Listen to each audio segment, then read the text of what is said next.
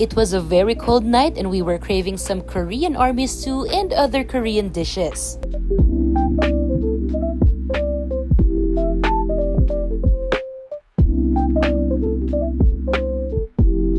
This was the weekend na nag-staycation kami sa Hanintown Hotel and Villas at dito kami sa kanilang Sky Lounge nag-dinner. Nag-order kami nitong army stew and 3 other dishes kasi hindi namin inakala na ganito kalaki yung serving tapos 4 lang kami. It was loaded with mandu, pork, Korean spam, tteokbokki, kimchi, beans, and tofu. The soup is very comforting tapos pinaris namin dyan itong spicy na paa ng manok. Winarningan naman kami ng waitress na ma'am sobrang anghang po to pero ang yabang ko, 'di ba? Sabi ko okay lang. So ayun, maluha-luha kami habang kinakain yan. Pero alam mo kasi yung kahit sobrang anghang, masarap pa rin. We also had these super thick na egg rolls. Ayan, kita nyo naman, meron din siyang bits of vegetables and spam. And then, meron din kaming kimbap. Nabigla rin kami sa laki ng serving. So yung iba dito, tinake out pa namin at nakain pa namin for breakfast. At dahil anghang na anghang nga kami dun sa chicken feet, napa-order agad kami nitong bingsu. And it's the perfect relief sa nasusunog na taste buds. Plus, masarap yung red bean ha. Pwede rin kayong kumain dito kahit hindi kayo naka-check-in sa hotel at open sila 24 hours. So kung magkikrave din kayo ng Korean army stew and other Korean dishes, itry nyo na rin itong Sky Lounge ng Hanintown Hotel and Villas.